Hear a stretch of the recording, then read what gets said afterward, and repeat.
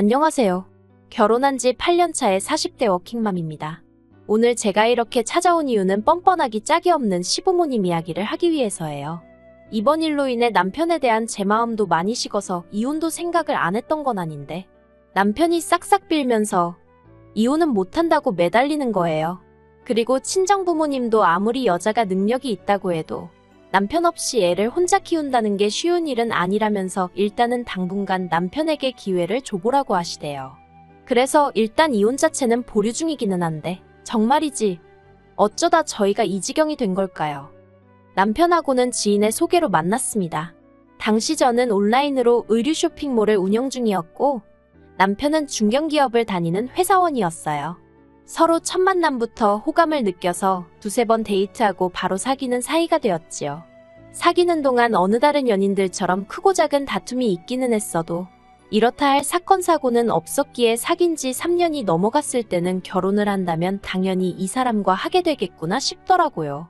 그리고 남편도 저랑 비슷한 생각이었는지 사귄 지 4년이 되기 전 저에게 정식으로 프로포즈를 해왔네요. 평소에도 농담 반 진담 반으로 결혼에 대해서 이런저런 이야기를 자주 나눴었어요. 하지만 딱 한 가지 주제만큼은 이야기를 나눠본 적이 없었는데 그건 바로 돈에 관한 것이었습니다. 사실 저는 어린 나이에 사업에 뛰어들었다 보니 돈 이야기를 많이 해서 좋을 게 없다는 건 진작에 알고 있었어요. 그리고 남편은 남편대로 돈에 관한 이야기라면 별로 흥미도 없고 속물 같다고 생각하는 눈치더라고요. 그래서 어차피 만나서 데이트하고 서로 선물하고 할 때는 비슷한 수준의 소비를 하고 있었으니 굳이 돈 이야기를 나눠야 할 필요성을 느끼지 못했습니다. 그런데 막상 본격적으로 결혼 이야기가 오가기 시작하니까 돈만큼 중요한 주제가 없더군요. 제가 먼저 남편에게 친정부모님의 직업이라던가 재산을 오픈했습니다. 친정아버지는 대기업에서 임원까지 하셨고 친정어머니는 전업주부시긴 했지만 부동산에 관심이 많으셔서 재산을 많이 불리셨다고요. 두 분 다 노후 준비도 되어 계시고 자식들한테 손 벌리실 분들은 아니라는 얘기도 했지요. 그리고 제가 버는 수입도 공개했습니다. 저는 장사가 아무리 안 돼도 월 600은 가능했고 잘 되는 달에는 순수익 1000도 가져가는 시기였어요. 그런데 제 이야기를 듣고 있던 남편의 표정이 점점 어두워지는 게 눈에 들어오대요. 그래서 왜 그러냐고 뭐가 문제냐고 물었더니 저랑 자기랑 씀씀이가 비슷해서 벌이도 비슷할 줄 알았다는 거예요. 그리고 알고 보니 남편은 연봉이 4천 남짓이었습니다. 하지만 더 뭐랄까 저를 뜨악하게 만들었다고 표현해야 할까요? 그건 바로 시부모님의 재정 상황이었어요. 시부모님에게 재산이랄 것은 두 분이 살고 계신 아파트 한 채가 전부였습니다. 따로 남편에게 물려주실 만한 건 고사하고 당장 결혼할 때 얼마 도와주실 상황도 안 된다 하더군요. 그래서 제가 그러면 노후는 어떻게 되어 있냐고 조심스레 물었습니다. 솔직히 말해서 만약에 노후까지 준비가 되어 있지 않다고 하면 저는 그냥 이 결혼은 없던 일로 해야겠다고 생각했거든요. 그런데 남편이 하는 말이 노후만큼은 그래도 준비가 되어 있으시다대요. 나라에서 나오는 연금도 있고 사시는 아파트도 주택연금으로 받아서 쓰실 생각이라고요. 친정부모님은 경제적인 면을 제외하고는 좋은 사람이라는 제 말을 믿어주셨습니다. 그래서 큰 반대 없이 저희는 부부의연을 맺을 수 있었네요. 그리고 참고로 남편은 모아둔 돈 4천만 원과 자기가 타던 차 한 대를 가지고 말 그대로 저한테 장가왔어요. 결혼식 비용도 제가 칠 정도 남편이 3 정도 부담했고 신혼살림도 제 명의로 된 아파트에서 시작했지요. 그런데 막상 결혼을 하고 나니 시댁에 따로 돈 들어갈 일은 없을 거라던 남편의 말은 지켜지지 않았습니다. 신혼여행에서 돌아온 날 시댁에 인사를 드리러 갔을 때였어요. 일단 저희 신혼여행지는 하와이였는데 솔직히 이것도 거의 제가 부담한 거나 마찬가지였거든요. 비행기는 제 마일리지로 탔고 호텔도 제 카드로 결제했으니까요. 남편이 식비라던가 그런 걸 좀 내긴 했지만 아무튼 목돈 들어가는 건 다 제가 해결했어요. 그리고 그래서인지 남편이 장인 장모님 드릴 기념품만 사면 된다면서 자기 부모님 건 안 챙겨도 된다고 하대요. 그런데 어떻게 그럴 수가 있겠어요? 그래서 친정 부모님 드릴 선물하고 똑같이 시부모님 선물도 준비했습니다. 그런데 시댁에 도착하자 어머님께서 하와이는 명품이 싸다던데 왜 이런 걸 사왔냐 하시대요. 그리고 아버님께서는 이제 아들 장가도 보냈는데 용돈을 얼마나 줄라나 하셨고요. 그러니 솔직히 황당하고 어이가 없었습니다. 두 분이 속이 없으셔도 참으로 없으시구나 싶기도 했지요. 그렇지만 남편도 저도 벌이가 나쁘지 않았으니 한 달에 30만 원씩 보내드리는 걸로 이야기가 됐어요. 제가 친정에도 똑같이 드리겠다 하니까 남편도 좋다고 했고요. 솔직히 친정부모님은 저한테 30만 원 안 받아도 그만이신 분들이셨고 그 이상으로 오히려 저에게 더해주실 분들이셨지만 그냥 왜인지 시부모님만 챙겨드리는 것도 아니다 싶어서 그렇게 하자고 했지요. 한편 매달 보내드리는 용돈도 시부모님 입장에선 성에 차지 않으셨나 봐요. 언젠가부터 하나둘씩 이것저것 바라시는 게 늘어나기 시작했거든요. 처음엔 1, 2만 원짜리였는데 적게는 몇만 원에서 많게는 몇십만 원짜리까지 누가 뭘 쓰는데 좋다더라, 누가 뭘 먹으니 힘이 난다더라와 같은 말을 전하시며 당신들도 사달라는 요구가 끊이지를 않았어요. 그리고 그럴 때마다 안 사드리기도 뭐하고 그래서 사드리긴 했는데 솔직히 언젠가부턴 어머님 아버님이 너무 당연하게 여기시는 느낌이라서 기분이 별로더라고요. 그럼에도 불구하고 단박에 끊어내지 못한 건 적어도 남편만큼은 미안해하고 민망해했기 때문이었네요. 하지만 결국 아버님의 퇴직이 다가오면서 문제가 생겼습니다. 그날도 저는 평소와 다름없이 바쁜 하루를 보내고 있었는데요. 그렇다 보니 어머님의 연락을 제때 받지 못하고 있다가 늦은 오후가 돼서야 연락을 드릴 수 있었어요. 그런데 어머님께서 하시는 말씀을 듣고 저는 황당함의 경악을 금치 못했습니다. 아들 하나 잘 키웠으니 이제 아들 덕 좀 보셔야겠다면서 이제 아버님 은퇴하시면 저희한테 생활비를 받아서 편하게 사셔야겠다는 거예요. 그러면서 당장 3달 뒤부턴 120만 원씩 자동이체를 해달라나요? 저는 제 귀를 의심했어요. 120만 원이라니? 아무리 저나 남편이 벌이가 괜찮다고 해도 애도 있고 그렇다 보니 앞으로 돈 들어갈 일이 태산이었는데 한마디로 눈앞이 깜깜하대요. 게다가 까놓고 말해서 어머님 아버님 용돈을 뭐 한두 달 드리고 말 것도 아니고 일단 시작하면 돌아가실 때까지 드려야 하는 게 기정사실이었으니까요. 하지만 이런 제 걱정과는 상관없이 어머님은 당신 계좌번호는 문자로 보내겠다면서 꼭 자동이체해 놓으라고 몇 번을 당부하셨습니다. 그리고 그날 밤 퇴근하여 집에 온 남편에게 오후에 어머님이 하셨던 말씀을 전했습니다. 남편더러 알고 있었냐니까 자기도 전혀 몰랐다면서 당혹스러움을 감추지 못하대요.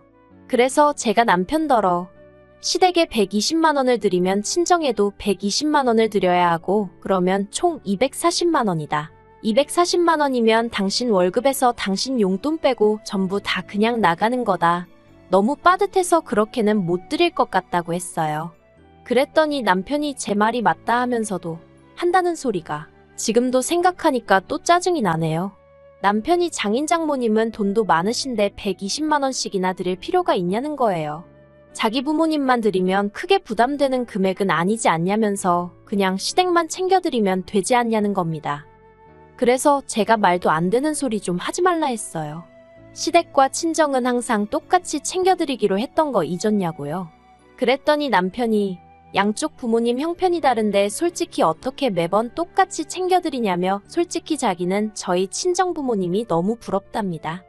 그리고는 자기 부모님도 저희 부모님처럼 골프도 치고 해외여행도 다닐 수 있게 해드리고 싶다대요. 어이가 없어서 친정 부모님은 당신들 능력으로 다니시는 건데 그 얘기가 지금 여기서 왜 나오냐고 이상한 소리 좀 하지 말라고 했습니다. 그리고 지금 우리가 돈을 많이 버는 것 같아도 여기저기 적금에 보험에 빠져나갈 것도 많다고 어쩌다 한 번씩 일회성으로 용돈은 드릴 수 있어도 고정적으로 목돈을 드리는 건 안 된다고 딱 잘랐지요. 그랬더니 남편이 그러면 몇 개는 이참에 해지하면 되는 거 아니냐면서 정말 우리가 돈이 없는 것도 아닌데 어떻게 부모님을 모른 척 하느냐고 저더러 정말 너무하다대요. 그래서 제가 남편더러 결혼할 때 분명히 나라에서 연금도 나오고 주택연금도 받으실 거라 하지 않았냐고 근데 왜 지금에서야 말을 바꾸냐고 화를 냈어요. 그런데 제가 연금 이야기를 꺼내자 남편이 입을 딱 다물고 더는 말을 안 하는 거예요. 그리고 그런 남편의 모습에서 아 어딘가 구린 데가 있구나 싶은 직감이 들었달까요. 그래서 남편을 계속해서 추궁했습니다. 시부모님 재정 상황에 있어서 나에게 미처 말을 못했거나 속인 부분이 있느냐고요. 그리고 그제서야 남편이 머리를 벅벅 긁으며 한다는 소리가 저희 결혼할 때는 분명 그런 계획이셨는데 저희 애가 어린이집에 가던 시기에 아버님이 어디 투자를 하시겠다며 집을 담보로 대출을 1억 받으셨답니다. 그 소리 듣는데 정말 뒷목 잡고 쓰러질 뻔했어요. 1억이 네 집 개 이름도 아니고 무슨 생각으로 그러신 건지 도통감이 안 와서요. 결국 몇 날 며칠 남편과 설전을 벌이다 안 되겠다 싶어서 시댁을 찾아갔습니다. 그리고 어머님 아버님께 단도직입적으로 120만 원을 그것도 매달 드리는 건 안 된다고 말씀드렸어요. 그랬더니 어머님이 아들놈 번듯하게 키워놨을 때는 어느 부모라도 이 정도는 기대했을 거랍니다. 그러면서 니들이 얼마를 버는데 그 돈 100만 원도 못 준다는 거냐면서 화를 내시는 거예요. 그래서 어머님 아들이 월 300 좀 넘게 가져오는 게 다라고 말씀드렸습니다. 그리고 어머님 아버님한테 돈을 드리면 저희 부모님한테도 드려야 한다고 그러니 돈 100이 아니라 한 달에 무려 240만 원씩 나가게 된다고요.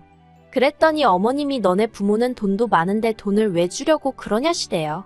어렵다는 사람만 주면 되는 거 아니냐면서 뭐하러 거기다까지 돈을 퍼주려고 하느냐고요.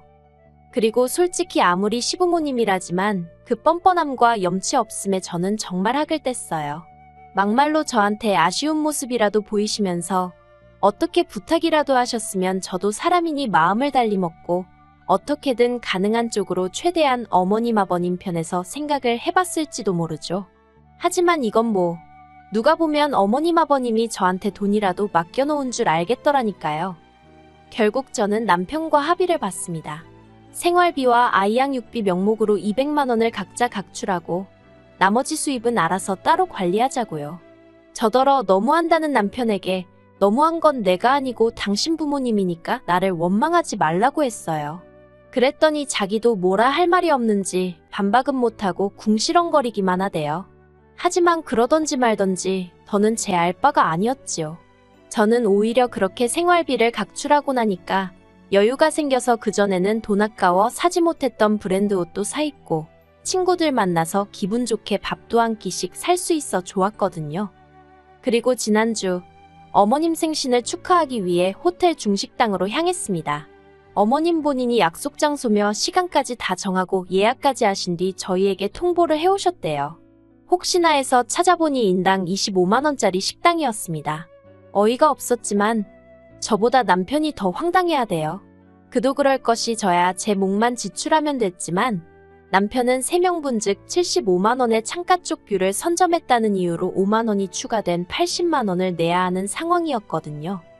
식사가 시작되자 어머님은 제게 그나저나 왜 이렇게 양손이 가벼워 보이냐며 두둑한 봉투로 대신 가져왔냐고 물으셨어요.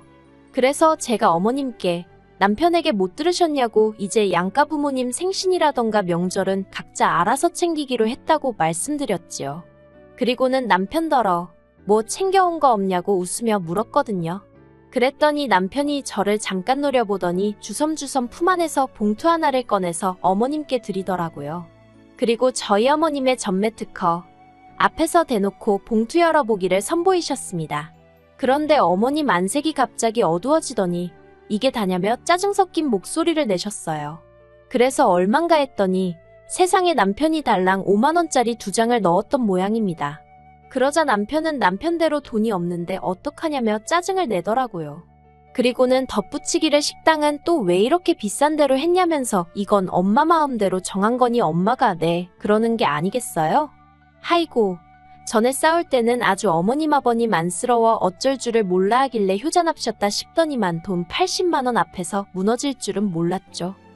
그리고 그제서야 상황 파악이 되신 건지 어머님이 이게 다 무슨 일이냐며 어떻게 부부가 돈 관리를 따로 하느냐고 화를 내셨습니다. 저더러 아주 이기적이라며 그럴 거면 결혼은 못하러 했냐는 거예요. 그리고 저도 더는 참고만 있어선 안 되겠다 싶대요. 제가 어머님더러 저도 이럴 줄 알았으면 결혼 안 할 걸 그랬다고 그랬습니다. 그리고는 애만 아니면 어머님께 저 사람 돌려드리고 싶은 심정이라고 한마디 해버렸지요. 그리고 그렇게 집에 돌아오자 남편이 정말 언제까지 이럴 작정이냐입니다. 그래서 제가 남편더러 나는 누구처럼 공수표 날리고 그런 사람이 아닌 거 모르냐 했어요. 그리고는 오늘 어머님 아버님 태도를 보아하니 두 분이 달라지실 기미는 전혀 없어 보이고 당신하고 같이 살아서 나한테 득될 것도 없어 보인다 했습니다. 그랬더니 남편이 눈을 동그랗게 뜨더니 그게 무슨 소리냐며 설마 이혼하잔 소리냐며 그렇게는 못한대요. 그러더니 급기야 자기는 이제 제가 어머님 아버님한테 용돈을 드리던지 말던지 일절 신경 쓰지 않을 거고 간섭도 안 할 거고 아예 관심을 끊겠다면서 저더러 이혼만은 얘기하지 말라며 애걸복걸 난리도 아니더라고요. 그래서 일단은 이혼은 하지 않기로 했어요. 그리고 남편은 예전처럼 저더러 경제권을 가져가라 했지만 그것도 가져오지 않기로 했습니다. 그저 당분간은 어머님 아버님한테는 어떻게 하는지 저와 애한테는 어떻게 하는지 돈 관리는 어떻게 하는지 전부 다 지켜보려고요. 한 1년쯤 두고 보고 영 글렀다 싶으면 그때는 정말 더는 기회고나 발이고 그냥 이혼할 생각입니다. 아 그리고 어머님 아버님은 저더러 괘씸하네 어쩌네 하시며 난리셨는데 그래도 그건 남편이 나서서 해결했어요. 남편이 이러다 자기 이혼당하면 어쩔 거냐며 어머님한테 아주 생난리를 친 모양이더라고요. 진작에 중간에서 역할 좀 똑바로 하지. 뭐 지금이라도 일단은 정신을 좀 차린 것 같으니 다행이다 싶지만 그래도 두고 봐야겠지요. 그리고 어머님 아버님께는 죄송한 마음은 전혀 없습니다. 거진 10년간 저는 저대로 최선을 다했고 다른 집 며느리들하고 비교하셔도 어디 꿀릴 데 없이 잘했다고 생각하거든요. 그래서 지금 후회도 없고 오히려 홀가분할 뿐이네요.